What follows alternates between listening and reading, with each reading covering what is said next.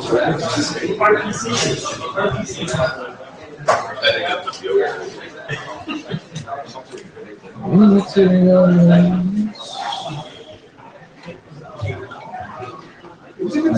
we've got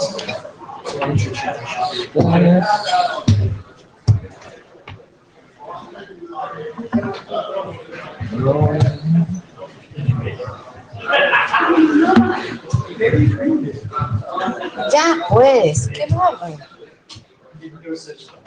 This is not going in. Why?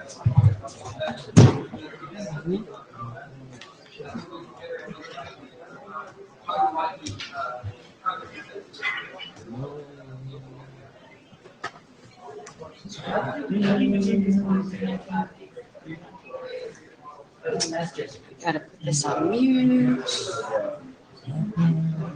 Did you get them all?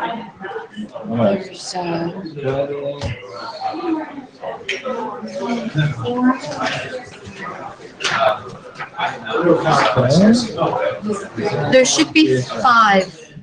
Yep. Did you get all 5? Looks like it. 3 are PDFs, 2 are PowerPoints.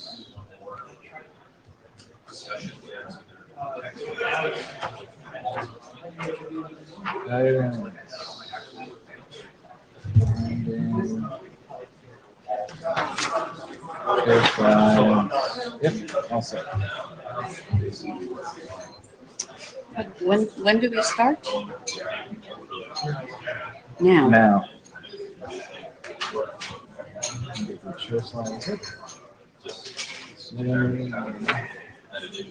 Oh, we have 3 and meet at them. Is it for her? When you're ready, I get the button. Max, the button.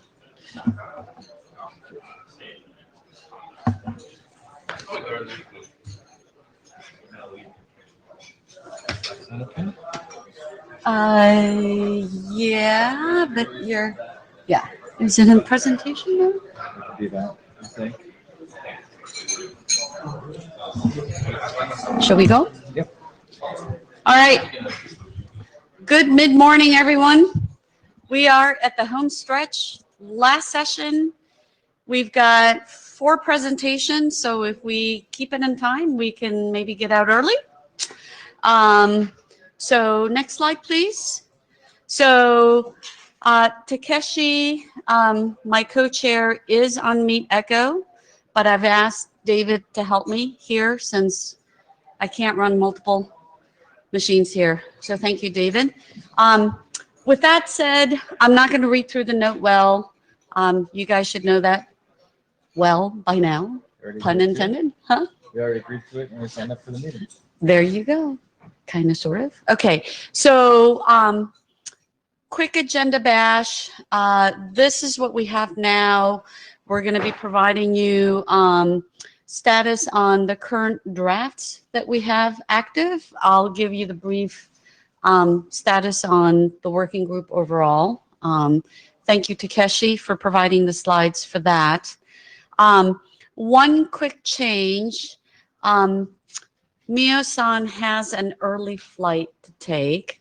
So for the presenters, if you guys are okay, I would like to put him after the mile status, and then we'll continue on the same order.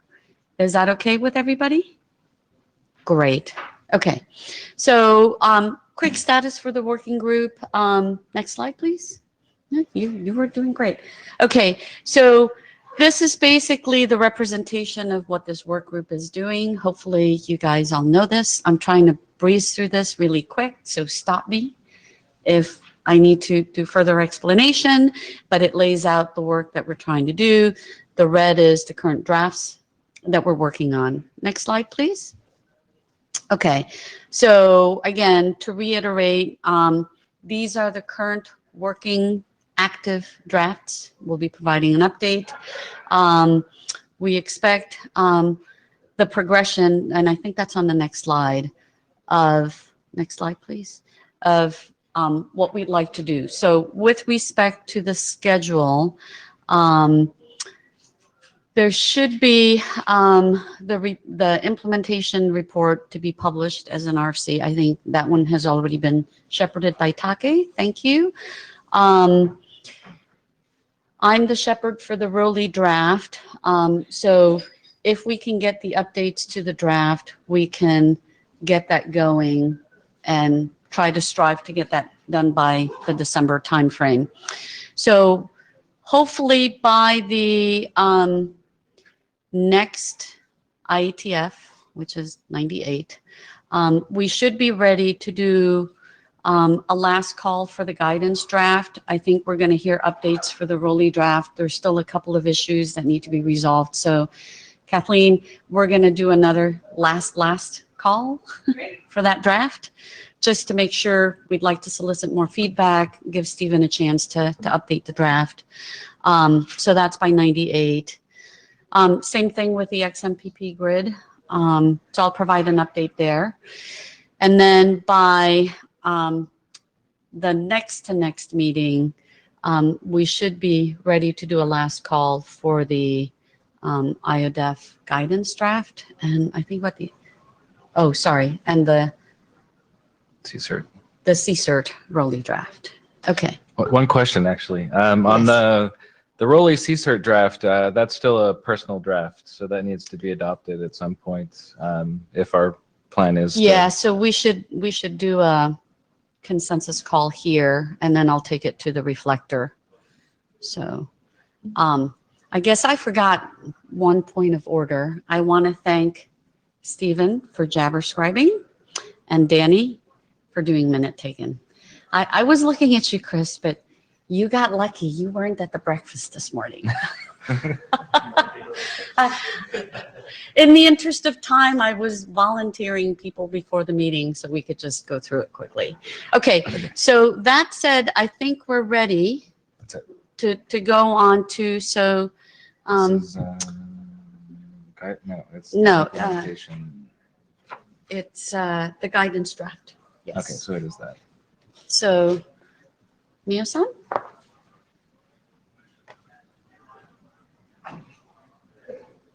I will present the status of the guidance draft. Next. Here's an overview of this draft. This draft aims to provide a guideline for IODEF usage, and it includes representation of common security indicators and also use cases so far. I will show the updates from previous draft. Sorry. And then show to-do list. Next, please. This is updates. Update from the previous draft. First, we modified the examples in appendix to follow IODEF V2 schema. Currently, there's 4 examples in this draft, and A1, malware and related indicators, and A2, malware delivery URLs, A3, and DDoS traffic, and finally, A4, the spear phishing email with malware attachment. These all examples have passed the IODEF V2 schema, but I don't have much confidence about the contextual correctness. So if you have time, please could you check the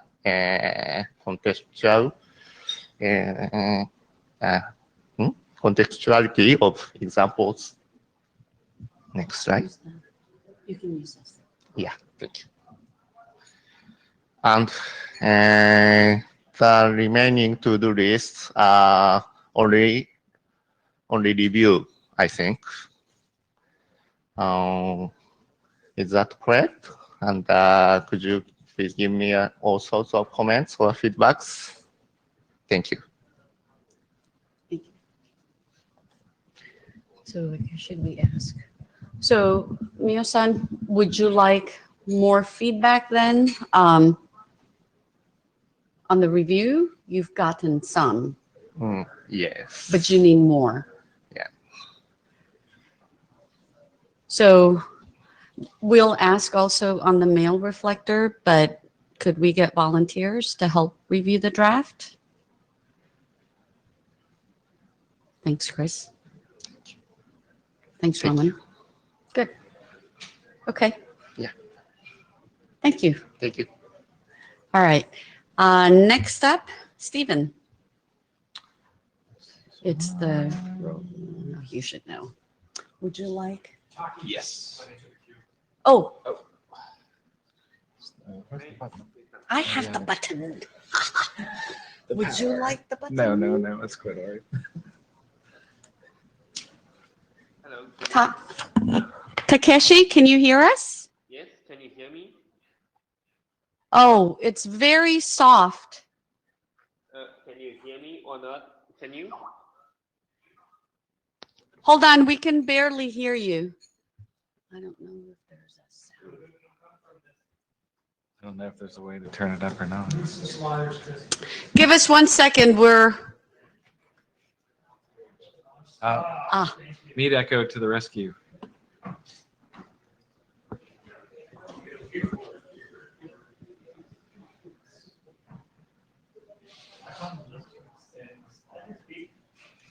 Can you speak, Takeshi?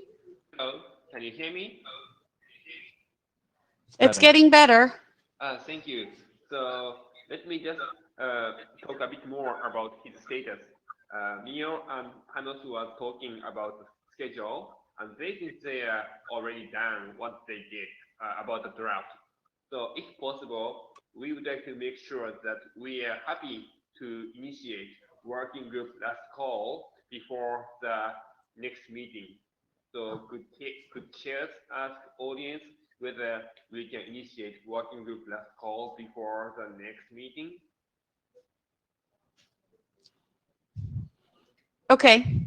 So Takeshi, I did ask for a couple of people, and Roman and Chris agreed to review. So I guess given that, the first question I should ask is how many people in the room have actually read this version? Yeah. Yes. One. Oh, you read the guy? Well, No, I mean, we're talking about the guidance draft. that was. I mean, he uploaded that you updated a few days ago. No, I haven't read Okay. that version. So Takeshi, what I'd like to do is get some feedback. So Chris and Roman, and then in the email, we'll do the question of whether we believe the draft. We'll do a consensus call on the email to ask if the group believes this is ready for a last call. Thank you very Okay? much. Yes, thank you. Thank you. Okay, so with that, Stephen.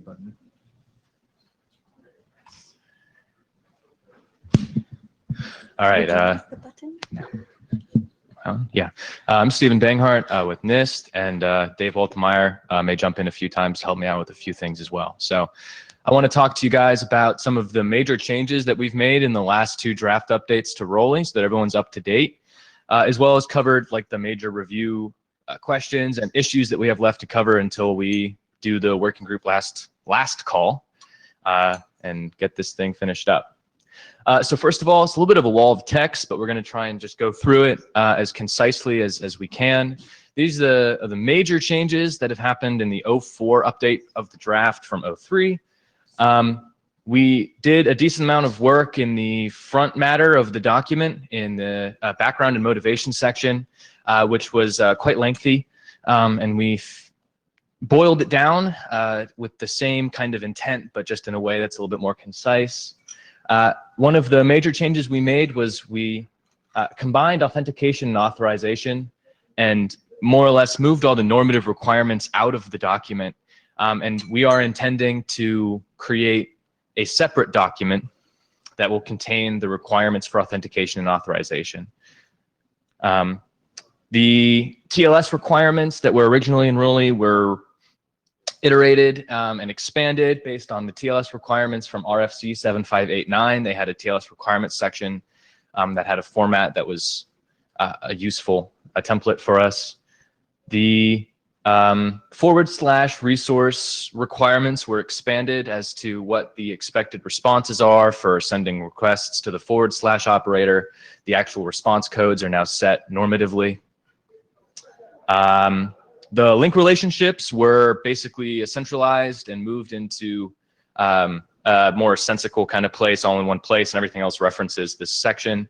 That should make it a little bit more clearer and make it a little bit easier for reference. We want the document to be referenceable as you're working on it, to be able to just pull it up, click the link at the top, and see where all these things are. So now there's one table for all that.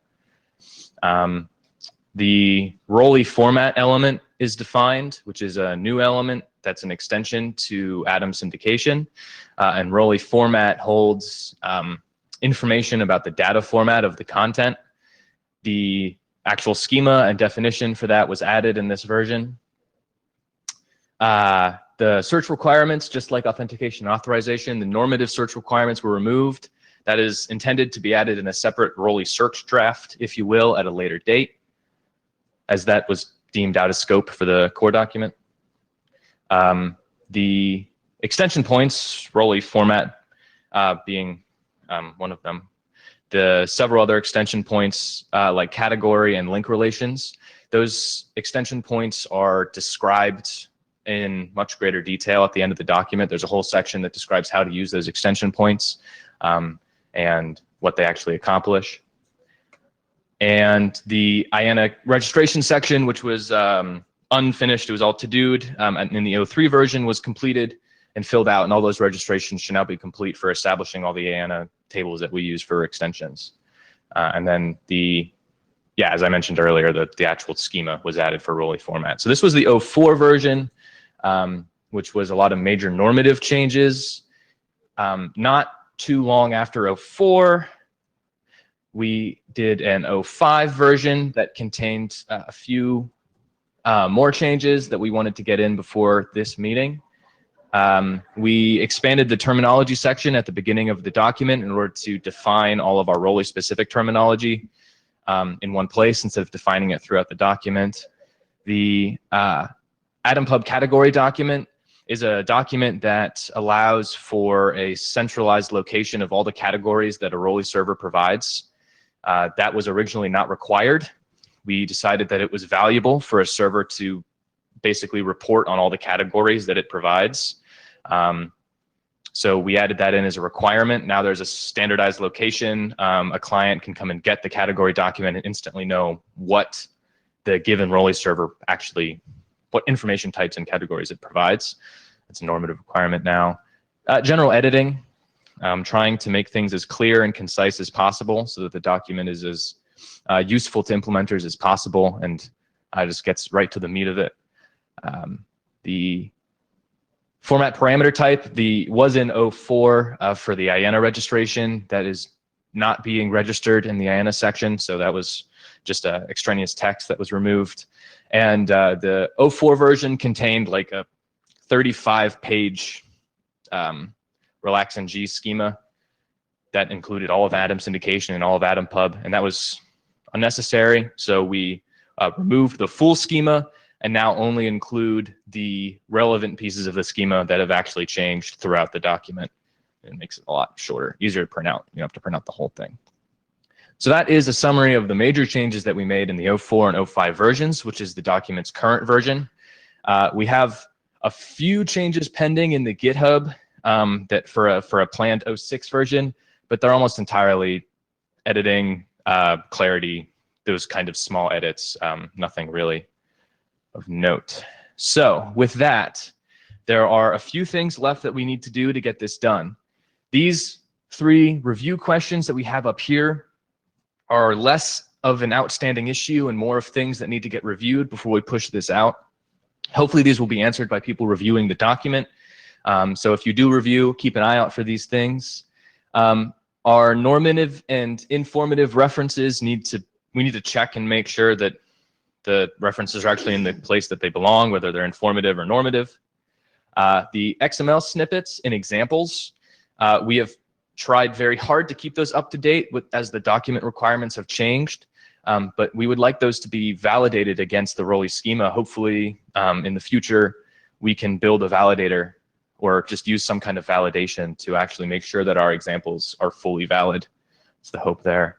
And this is a question that we hope that there are people here in the room or in the mailing list or in Mile in general that can help us with the security side of things. We have TLS requirements and we have a security consideration section. We need some people who are knowledgeable about those things to read through, some experts in TLS or just in the HTTP security in general, and give us feedback on those security sections and let us know if this is what you expect. So with that, we do have a few substantive issues that we need to talk about in the group. So this is the first issue, and this is one that came to light while we were working on the CSERT extension document. There are identifying and characterizing properties of data formats that don't belong in our current extension points. So we have link relations, we have categories. For example, an IODEF ID is a really important property that could be useful for somebody trying to get information off of a ROLI server to say, get me this IODEF ID. The only way for them to get that is to actually download the content and then search it. If there was some way of arbitrarily exposing these very important attributes out of a data model, out of the attached content, that could save a ton of time for people trying to search. So there are a couple options to trying to solve this problem, and we have some examples for each and a proposal for each. So the first option is to create a new extension point, ROLI property, which is a fairly free-form property that is constrained in ways to make it reasonable and as safe as possible, but that is otherwise fairly unrestrictive, that would allow the exposure of these important elements for whoever may need them, and then register those properties so that they're tracked and understood. So that, for example, the CSERT extension document may register in an IANA table ID and maybe date, which are two important attributes of an IODEF document that are not exposable in any other way. The second option is to basically require any time that you want to do that, just it has to be a local definition instead. Some kind of locally namespaced IODEF element that you add in just to expose that information. So here are two examples of option 1 and option 2. Use the laser pointer. This thing's pretty cool. So option 1 here, this is the relevant section. There's an actual ROLI property element with a scheme. So ROLI CSERT IODEF, this is a scheme that would be established by the extension document. So ROLI CSERT would establish this scheme. And that scheme contains a number of names. And in that document that defines those, it defines the actual semantic meaning of this information, and then the actual data goes in the content of the tag. So if I wanted to expose the IODEF ID that way, this is what that might look like. And again, for date. And there's contents, there's elements elided from here. There would be a content here where the IODEF actually is, but so this would allow you to get to IODEF ID and IODEF date without having to download the IODEF document, which is good. This is the option 2. These are locally defined namespaces, which are shorter in element name, but there are a lot of compatibility issues because these are just locally defined, so there's not really any way of easily communicating that to a public distribution, which is what one of ROLI's major use cases is this public distribution use case. And if everything's locally defined, doesn't really mean anything, and ROLI is going to just ignore those fields in most of the cases. So, so option 1 and option 2. I have a little ribbon on here that says I don't know what I'm doing. Is this the time that we might call for option 1 or option 2? What are people feeling about this? Do we call for consensus now on this issue? No, you just get opinions. Opinions. Are there any No. strong opinions, one way or another, between option 1 and option 2?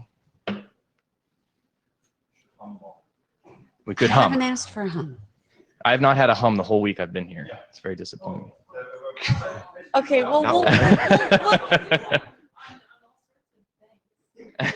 we'll let you. We'll let you do a hum. Just We'll do some trivial hum at the end of this whole thing, just to make me happy. Thank you, Adam. it is the last session of the last day. It's true. Right, Adam on from Adam. CIS. I just have a question about option 1. Uh-huh. So, like, Rolly is something that CIS is interested in, but not necessarily exclusively for public broadcast of things. Yes. So the option 2 is okay for us in a lot of cases. So Because we have this closed environment. So Adam, as a Identify yourself. Dave Waltermeyer, as a contributor, I think the difference really between option 1 and option 2 is focused around, we have these namespaces for which these additional properties are going to, fit within. Do we want to have a controlled process for adding new namespaces in Rolly through an IANA registration so that we could manage the namespace of namespaces essentially, or do we want to allow arbitrary use of arbitrary namespaces by implementation or by other drafts? It wouldn't preclude it. Okay. Is the important thing here. Basically, Adam allows for you to put on any elements that you could possibly want any of the time, and it's not going to fail validation. Right. If you send that to somebody who doesn't understand what that is, it just ignores the element and moves on. Right. So it does not preclude your use case at all. I like option 1, Yeah. but I also like the idea of being able to do something privately. If you pick That option doesn't 1, require me to go out to IANA and do all the other stuff. you could still do option 2. Yeah. Definition. So this is Nancy Camwinget as an individual contributor. So I'm trying to understand the differences of how I would define it from a general term. Okay. And so to me, option 1 gives you the ability to dynamically create a new property and define through that schema the semantic intent behind that property. Yes. So beyond the IANA registration in option 2, my question to you is, it seems like as you register these I'll look at this way. So for option 2, when new properties are exposed, not only does it go through the IANA process, but there has to be an understanding of what that namespace and schema would look like. Right. Is- Option 1 is the IANA. Right. Yeah. Well, Oh, technically, we could yeah. probably work it so that we could do an IANA registry for either. Another value of option 2 is that you can do schema validation based on option 2. You mean option 1? Did I just?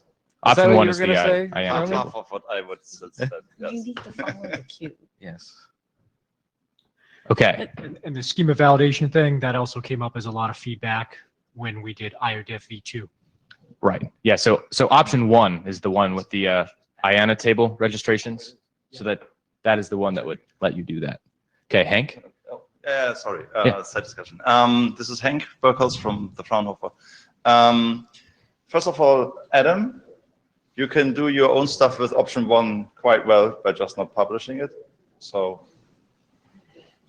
yeah, so that's the first point, I think.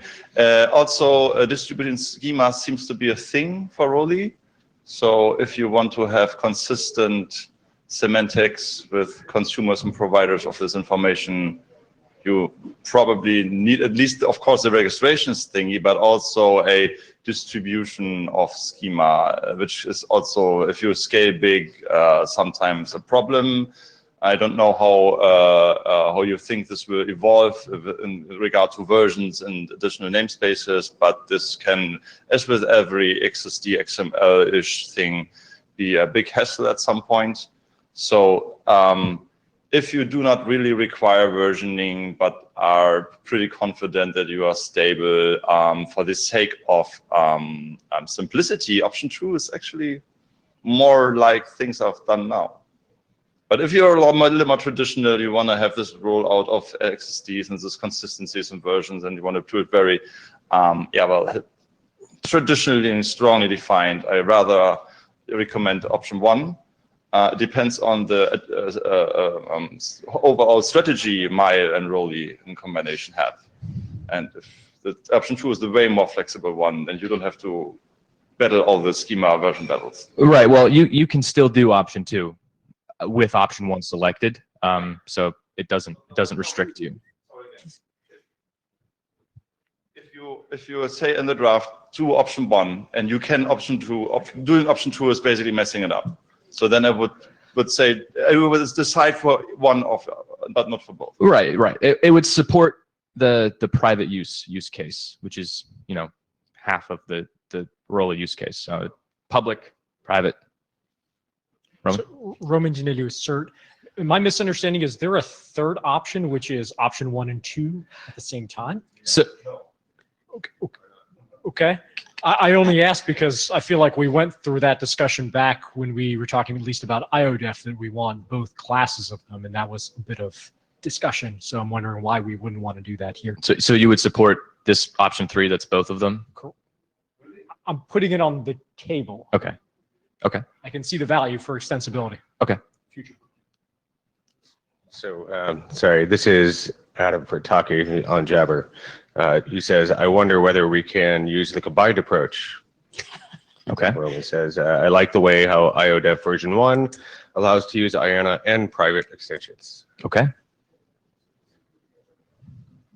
That sounds like, Dave Waltmeyer, that sounds like 2+1s for option 3, which is to support both option 1 and option 2. Well, so let's finish the queue and then we'll allow for the hum. Okay. So you. Well, he needs to experience the hum. Indeed. Yeah, I want to support that as well. I'm thinking about it more after this conversation. Yeah. All right. So let's do the hums and with full puns. Option 1 is to do the IANA registry through the creation, as you've listed there. Option 2 is what you've listed there. And option 3 is to merge the two, to allow for both. Correct? I think that's what I heard. Okay, so this is going to be interesting. Could I get a hum for option 1? Go ahead. No, I just don't want to be nested near loud numbers. Oh, that's right. Okay, those for option 1, could you please hum? Oh, okay. Those for option 2, could you please hum? Okay, I hear about one hum. Okay, those for option 3, please hum. I think it's pretty clear. So, Okay. thank you. Okay, so Danny, you've captured that in the notes. Okay, so we'll reflect that in the minutes. Perfect. And then I'll take it to the mail. Okay. So that Okay. you can get direction. All right. Okay. Perfect. Thank you. Okay. So that is one of our issues. All these issues are on GitHub, by the way, including the review questions that were earlier. So if you want to come comment or look at them, they're all on GitHub too. Okay. Here we go. So issue number 2. So we have talked about this before briefly, but we want to get some more final discussion in on it as we approach the deadline of this document in general. So data model enumeration / registration. The concept here is right now, the Rolly format element describes the data model of the content. The question is, should that be registered at the time when you write your extension document that talks about the information type? So there are some pros and cons of doing this data model registration or data model enumeration. It does provide a registered location for these. It would be like a namespace for IODEF would define it. The content is IODEF. You put it in Rolly format, it's defined in the table. So it does provide this kind of centralized location for all these officially supported data formats. However, it requires the extension document writers to actually just pick a namespace for their data models, which might not mean anything to anybody else, right? So even if you register a given namespace for a data model and you publicly distribute that Atom entry or Rolly entry out to the world, and everybody gets this Rolly format element and it says, oh, I'm a IODEF, that may not actually mean anything to the client who receives that. So it is basically a question of, does it provide value to require the extension document authors to register those data formats? So we have Dave going up to the mic.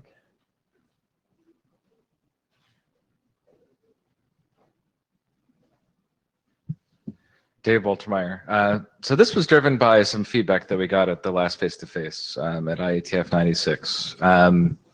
And we started actually working on doing this, implementing some kind of IANA registry for registering the formats that are used, within Rolly. And we quickly started to realize that we were creating a whole bunch of work for every extension author that they would have to do in order to, to use a data model within an extension.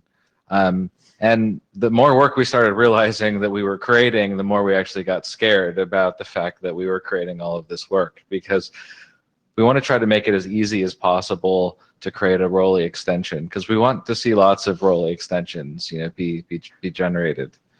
So this is really just about an abundance of caution to not make it too difficult for creating new extensions. What this effectively allows is for extensions to define what data formats are allowed, but doesn't require those formats to be registered in an IANA registry. So you don't have to write a whole bunch of IANA considerations in order to create an extension. We feel like that's a good balance between being explicit in what's allowed, but not being too formal in how it's being registered. So we're kind of looking for permission to move forward with that set point, or we'd like to hear any other considerations that might take us one direction or another.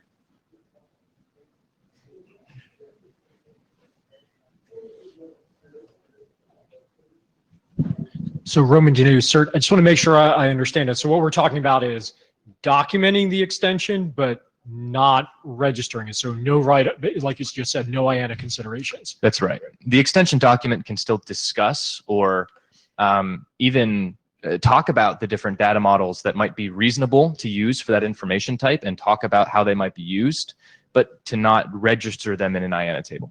So how is that different than option 2, but you chose to make a draft? Yeah, I mean, so as the chair, I guess the question, I'm going to look at Kathleen since I'm a total noob.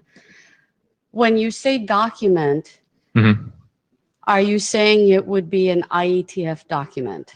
Like we'd have to go through the RFC process? No. So this is all about the format extension. So there's the format element contains a namespace attribute that defines the namespace of the referenced content by the Rolly entry. It can also contain pointers to a schema location where, for that namespace, a media type for the schema, and a bunch of other things like that. So what this is actually about is the namespace that's used in that Rolly format entry, does that have to be registered in some specialized IANA table, for the Rolly format element?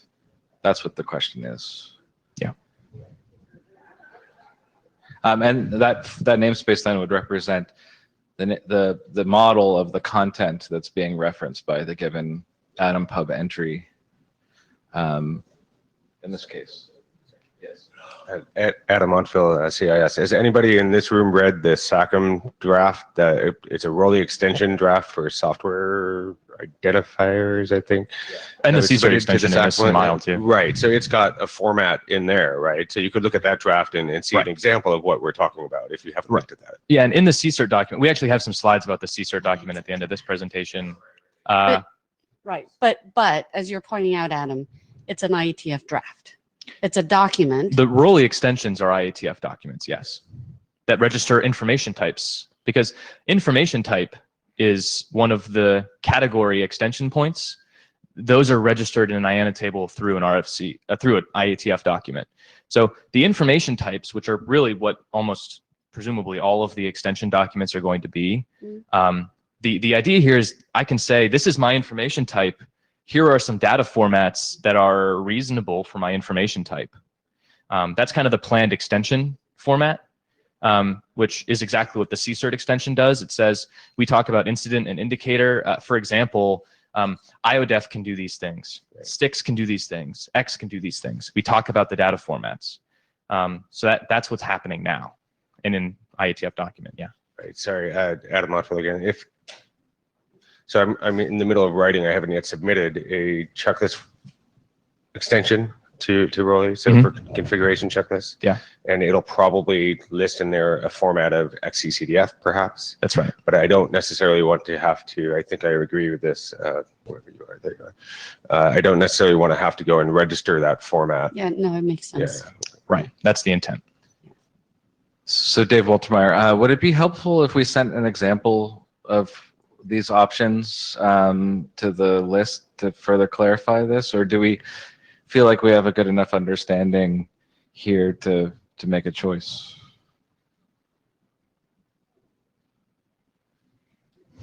So the question on the table is, do you guys understand what's being asked? Sorry, you know. Chris Anasio, sir. I think an example would be helpful, but I actually do think I understand what's being asked, but it's not clear to me what, so the thing, we're mired in the technicalities of what we're doing, but I don't necessarily fully appreciate the impacts. So I get it. You know, you want to make an extension, you don't have to do an IANA registry. Okay. Or we could have private extensions that don't have IANA registries. It's not clear to me that even if you say in the Raleigh draft, you have to have an IANA, you know, you have to do that. The people actually have to do that. They can always not bother. So, I mean, you can state must all you want, but implementations don't really have to comply with that. So it seems to me the more realistic question is there some kind of way to slice namespaces to say that these are registered and registered versus not? Dave Waltermeyer. Well, namespaces are URI, so URIs can be, you know, can handle that namespacing, you know, within the identifier. Right, and so you know, I would state, this seems like a fruitless argument unless you're going to say something like we're going to, you know, make sure that we have namespace that says it's, you know, IANA Raleigh or something like that. Right. I think that's why the argument really is IANA register or not IANA register. Yeah, really. Yeah. Okay, so No, I want to make a comment to exactly that. and I will cut you off after that. Make Okay. your comment. Because you do register. I just heard from the context here, the information type Yes. for each extension. So That's right. every new Right. draft will go through the IANA registration process by registering the information type. You just want to avoid have specific data formats tied to that registration. So Yes. I think it is misleading to say we are voting on not registering or registering something because we're already registering something. You don't want to go into more detail for the format, which I understand. Yes, So we're this is reducing just the registration to, level. Yeah. clarify the question. Yes. Yeah, And so this question is way more easier to answer, I think, than the question that is stated there. IANA, like, just, can you actually do that? Can you register something in the IANA registry that, you know, presumably using a document, or are we doing expert review? I don't know which. it doesn't matter. Can you yeah. register it and then reference something to which there's no reference? Is that, so Which the, It would. Can I answer that question? yes, and then you guys listen to me. You're done, okay? So the registry would be specification required, so the document making the registry would be the reference. Okay, so my suggestion is a clarification should get made. An example should be provided, if you could provide it to the mail list so that we can move this along, right? Because we'd like to hit the December deadline. So if you can provide an example of what that means and try to provide your perspective of the implications, I think that will help address Chris's points, right? He kind of understands it, but doesn't quite see the full impact. I think that would help. Yeah, we can put together something that expresses that. Okay, so just FYI, you're only in slide 7 of 16. Yes. So we got to move this along a little Here's quicker. what I will do because of this time issue. We have a number of issues. We'll bring those to list. I think is the best way to handle the remaining issues. And I'm going to go and give the brief talk about just a couple minutes about the CSERT extension document that was Yeah, I just mean, recently published. It may put be up. good. I mean, I didn't mean to, because we've got time. Okay. But there's 2 more presentations Okay. after you. Okay. So how about I give you like 10 more minutes? Okay. Yeah, we can do that. We just. Okay. Okay. So the last couple issues are a little bit easier, actually. Rolly's current status is informational. There are many normative references in Rolly. So we would like to switch it to a standards track document. So our proposal is we switch it to a standards track document. Is there any strong opinion opposing that? You get to do another hum. Okay. So we could ask the question and then again, we'll take it back to the mail group, right? So the question on the table is, it's informational. It was informational Yeah. when we picked it up. Do you agree that the Rolly draft should be made standards track as opposed to informational? Can we do? Experimental, standards track, or informational? We can do that. You're the AD? Yeah, Okay. that would be good, because if there aren't any implementations of it. Oh, then we can do experimental. And then you still have a chance to do standards track after that. So let's start with, I'd say experimental.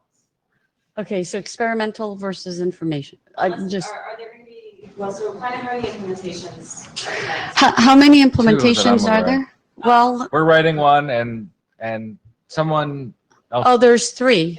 So, All right, so let's do the poll. You can- okay, so I'm going to do, yes. I already got 1 hum. If So- we don't want to do any more hums, that's okay. That's all right. Okay, not gonna be let me heartbroken. run the meeting, please. So those who believe this should be an experimental draft, please hum. Well, there you go. Those who believe this should be a standards track draft, please hum. Okay, so I think we have our, so That we'll, would've been my call. I just wanted to get some- yeah. Exactly. Okay, done with that one. Cool. So these 2 issues are very closely related, so I'll just go over them both. We have to do it separately. So service documents are really, really important to the operation of Rolly. You use the service document to discover what feeds you have available and the resource locations of all of those feeds. So if you can't find the service document, you can't find the feeds, and you're out of luck. So right now, the standardized location of the service document is a should requirement in Rolly. We would like to change that to a must requirement so that standardized location allows any kind of client to actually discover what's on the server reliably. Without this, it is going to be very hard for a client to discover what feeds are available. Hello, Alexei Melnikov. Why don't you use .well known? .10? Well known, Oh, well known.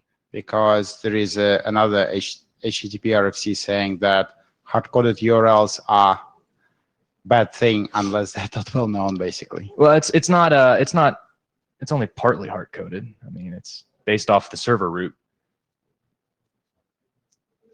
Well, still. Okay.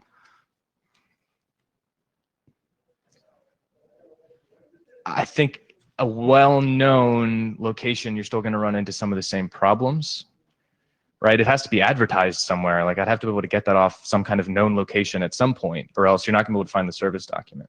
No. There is a on web servers there is dot well dash known as is reserved prefix, and under it you can have different types of documents, and for that there is an IAN registry. So you go Okay. there. Okay. So Okay. I understand what you're saying. So just to the Dave Waltemeyer, just to clarify, Alexi, this is a template. So the URL template, because the idea is that every organization that stands up their own Rolly repository would implement this template, providing a well-known location for that server to discover the resource collections that are published by the server. So our intent is not to provide a single global well-known location, but to allow each server to have a well-known location. Fine. So that way a client would only have to know that location and the name of, or the service name, and it could basically go find it. how does the client find out the location? It has to know the host, which is a problem out of scope for this document. Service record or something. So no discovery. No host discovery. But as soon as you know a host, you can find a Rolly server there. So, but host discovery is out of scope for this document. If there's room for a kind of host discovery type thing, then that would be in a separate document, I think. But once you have a host or a list of hosts, you can check them all for Rolly servers if this is a must requirement.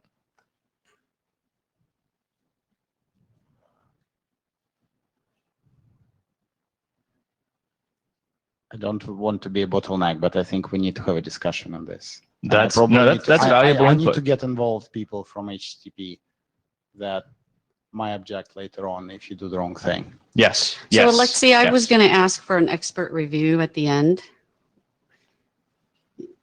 Okay. This is If- part of the. I don't know if that'll help, right? But so what I'm hearing is we need further discussion. And so in the interest of time, what I would suggest is that we continue for this one, the discussion on the mail. Okay.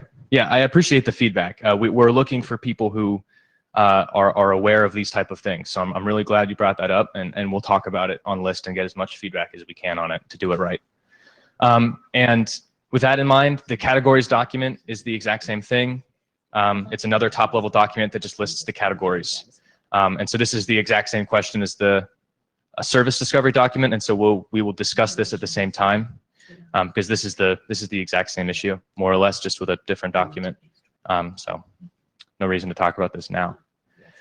And we're not talking about this, so this doesn't matter. But if you're interested, this is kind of what a categories document looks like. It just lists all the categories that a Rolly server provides. So we're not going to talk about this right now because this is going to go to list along with the service document stuff.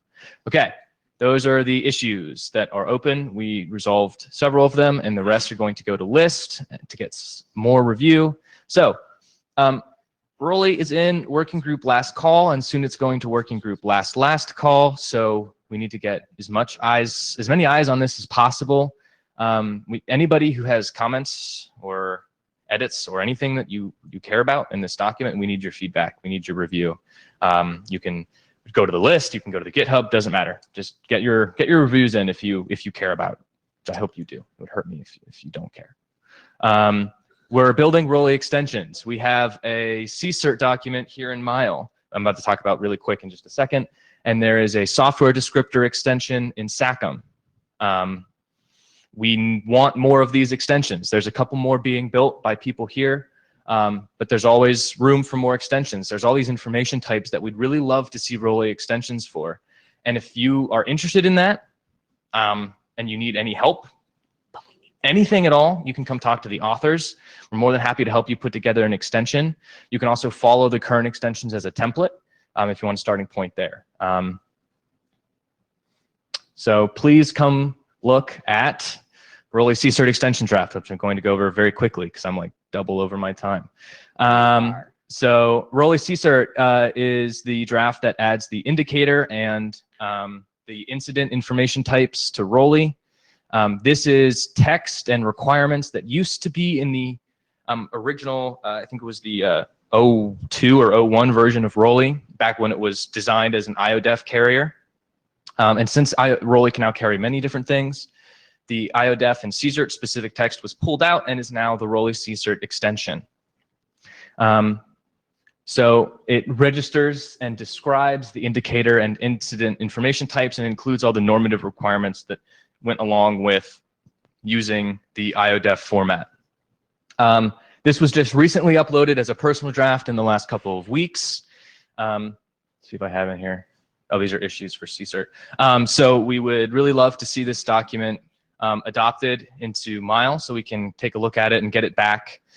Get all that text that was taken out of Rolly back next to it here in Mile. So that is what we would like to see happen to CSERT.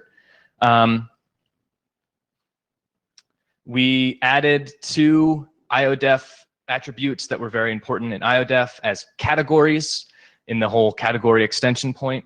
So purpose and restriction have been exposed as categories in Rolly entries so that you can, for example, find all of the IODEF entries by their purpose or by their restriction, and it makes it easier to find those things without having to download the IODEF document. If there are other IODEF attributes that make sense as categories, please let us know. Please come to list or whatever else with these so that we can add them as categories in the Rolly category extension system. And as we talked about earlier in the Rolly property, which looks like we have support for option 3, we're going to add the IODEF ID and the IODEF date as the first of those Rolly property exposures so that you can find the IODEF documents by those attributes without having to download the whole thing. Again, if there are other properties that you think are very, very important, crucially important for finding IODEF documents that need to be exposed as properties, please let us know on list or otherwise. We need development help and review for the CSERT document, as well as the SACM document for software descriptors, if that is something that interests you. This is a brand new document. It's a 0.0 draft that was just uploaded a couple weeks ago. So we'd love to get as much review and support working on that as we can. And you can come open issues on GitHub, come help on issues on GitHub, anything. Dave? So about 80, Dave Woltermeyer. So about 80% of the text in this draft is previously adopted text by the working group. So we would certainly like to see this be adopted by the working group as well. Okay. So that is the Rolly CSERT document. We'd love to see it adopted as soon as possible. So what I would suggest you do is announce that and solicit feedback in the mail. Okay. And we can discuss it from a time perspective. We could call for consensus for adoption at the Chicago meeting. Okay. Is that, yeah?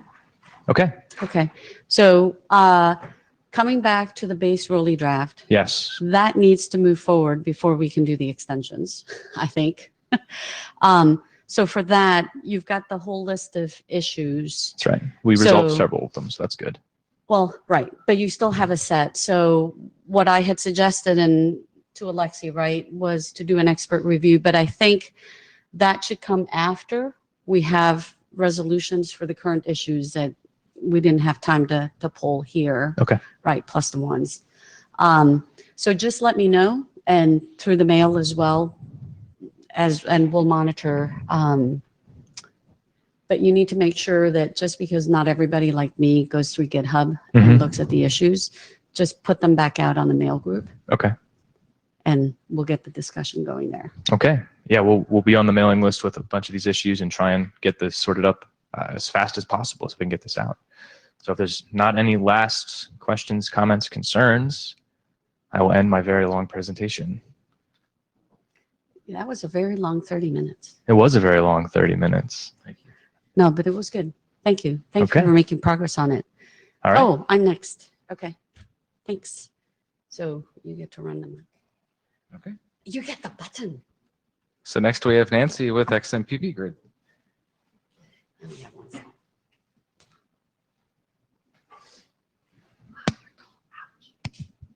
All right, good morning, Nancy Kim Winget. I think I only have one slide. So I had 3 or 4 different commenters provide feedback on the XMPP grid. So many thanks for that. A lot of it was clarifications. There was a long discussion on the discovery mechanism, and we debated because I had assumed that the base XMPP grid does talk about the pub sub, but we decided and agreed, I think through the mail reflector, that it would be more explicit if we just referenced that actual extension of the pub sub in the draft. So, oh, thanks. So basically, there were some clarifications, some typos that we fixed in the editorial category. I just mentioned the pub sub. So JEP 60 is the extension that describes how the publish subscribe works. We had only cited the XML example for how you do the subscription. We've added how you do both subscription as well as publication. And then added a few more sentences, and I can't remember that, in 2 of the sections where in the overview, I think we said for the extensibility of other potential pub sub mechanisms, because XMPP also may allow for others, just like JEP 60 is one extension for pub sub. We needed to allow for that. So we added text to address that set of comments. So that was basically the updates that was done into version 1. Thank you, Chris, for providing feedback on this version. So I'd like to better understand, and we don't have to do it here unless you want to do it with the open mic, of what we need to do to make things more clear, right? So with that, any questions? So next slide, please. So the question is, the author, one of the authors is, do we feel we're ready for this? Should we do another set of last call comments before Takeshi takes it for publication? But that's a question. It would be useful to get a show of hands to see who has read the draft. So 2. So it probably would be useful to get more review. Can I get a show of hands for people who would be interested in reviewing the draft? Stephen? Thanks. Adam, thank you. Hank?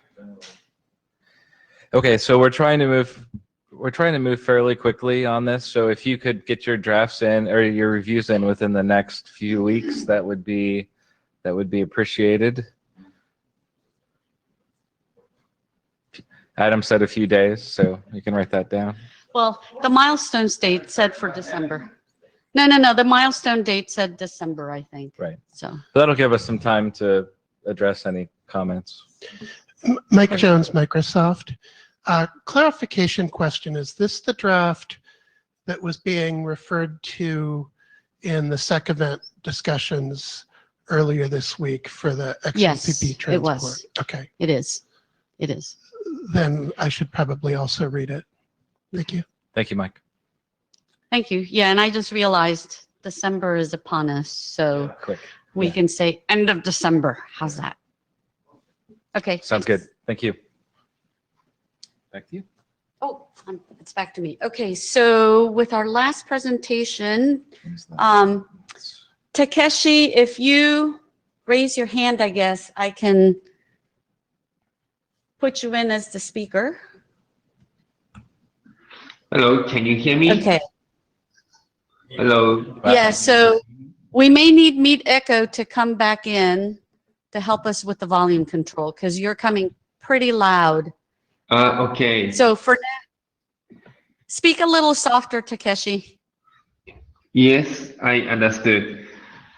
So Okay, can I thank you. start talking? Okay. So thank you very much for providing this remote participation. So this is about JSON binding of IETF. So this displays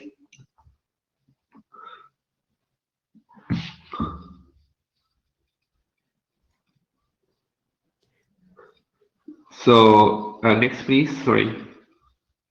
So let me talk about the summary of discussion until now.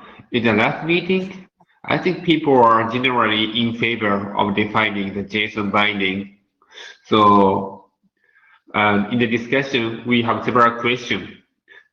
Generally, the difference between JSON IODEF and IODEF version 2 was unclear. That was the message I received from the people. For instance, I have received 2 questions. Is it going to be a subset or extension? I didn't think I can answer the question last time. I also got a question like this. Keep in mind that XML and JSON contain the same level of expressiveness. So currently, I'm trying to clarify the difference between JSON version and XML version. Apart from that, we had a local discussion in Japan, in ISOC-JP, and we have got several feedback. First one is JSON is often used by program. It does not need all fields of IODEF.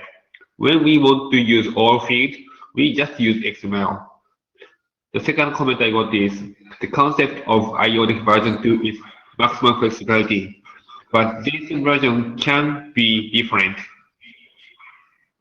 The third comment I got is IODEF version 2 can carry various data, but it is not easy to write this data in XML. So based on this feedback, I was writing new version. Next page, please. So this is a summary of the difference between JSON version and IODEF version 2. So first of all, JSON version is compatible with IODEF version 2. So what I mean by compatible is it can be converted into IODEF version 2 automatically without any problem. And also, there is no mandatory field for JSON IODEF. Just because JSON does not have attribute or element, it was easier for me to have a design like this. So there is no mandatory field for JSON IODEF. And the JSON IODEF cannot express a type of data that could not be expressed in IODEF version 2. In this way, I mean compatible. At the same time, I think we need to have an extension. Some difference can be necessary when writing JSON. I would like to propose 4 changes. First one is some element name were changed. When I was writing JSON data, it was not so easy to know whether this is an element or array. So if we use array, I want to have a name of the element so that we can see this is an array. Second one is IODEF is semantically great, I like it. But when I write a JSON, I want to make it more compact. So some classes that exist only for semantic consistency is omitted. Third one is some simplified expression is omitted.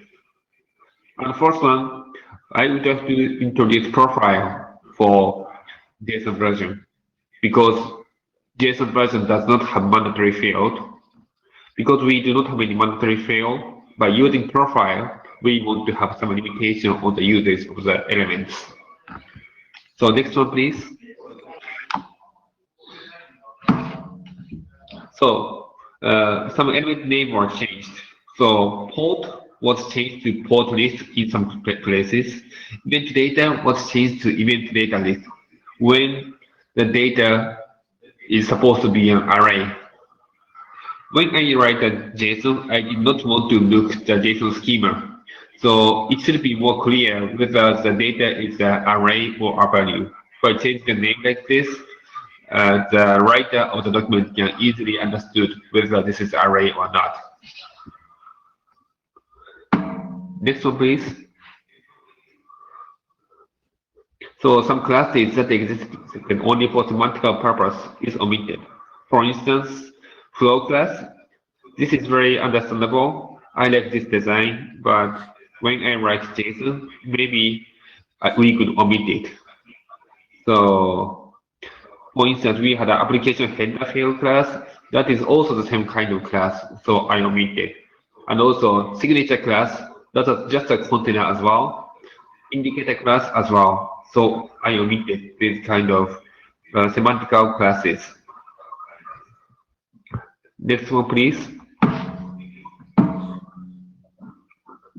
Also, when I write a port number and IP address, simplified expression should be supported. So for JSON binding draft, I would like to use this kind of simplified expression. Next one, please.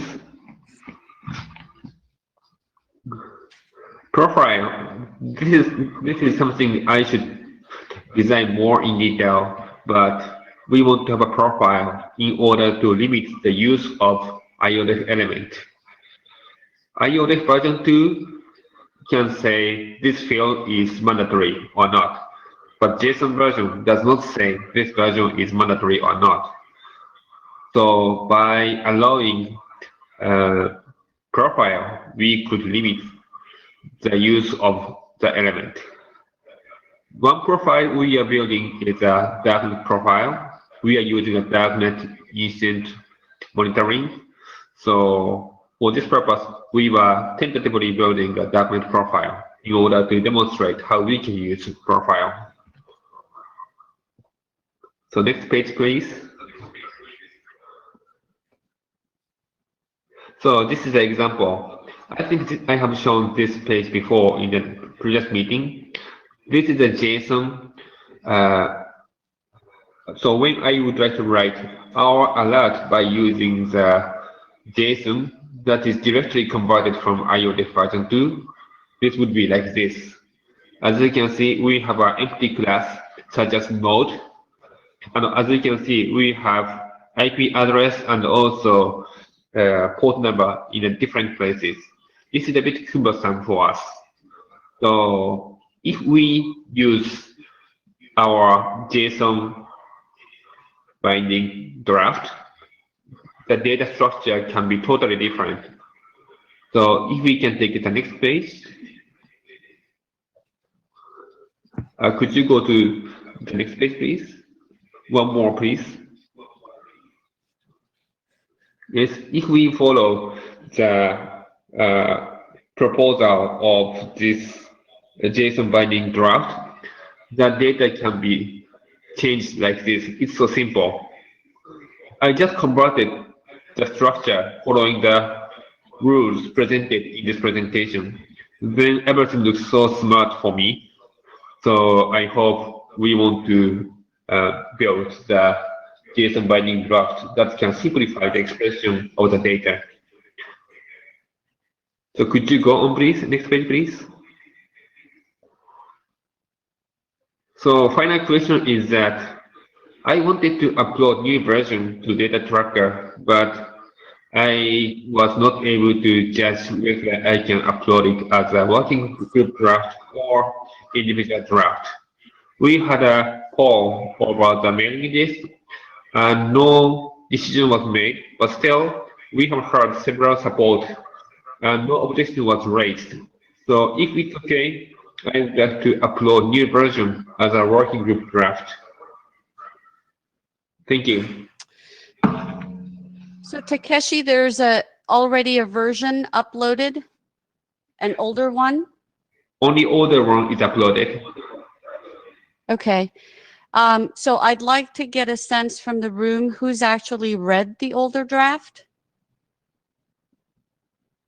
Nobody. Okay. So Takeshi, I didn't get a show of hands in the room for the old draft. So my suggestion would be, go ahead. I think in 2 or 3 months ago, we had a kind of discussion on the mailing list whether it could be a working group draft or not. Then the result was something we had several persons who were supportive, but no objection was raised. So I wanted to know what kind of action was expected by the working group. So I just Yeah, follow. so my suggestion, Yeah. my suggestion is go ahead and upload the new version, put it out on the mail list, and let me know. And then as the chair, I can ask for review. Once we get some comments, then we can post a question in the mail group, whether we can get consensus to adopt it as a working group draft. Okay. Let me just clarify my understanding.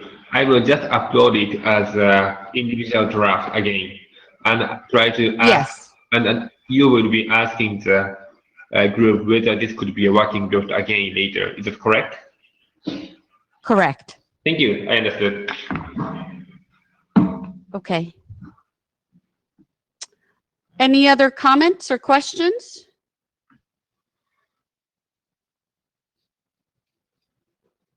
Nope. Thank you, Takeshi. Thank you. Okay, so that leads us to me standing between you and getting to your next activities. Are there any other comments, questions, or issues that we should discuss? I have to ask. Going once? Going twice? All right. Thank you for attending. We'll look forward to Chicago next. Thank you for your help. You're welcome. That made it so much easier. Yeah, I figured it would.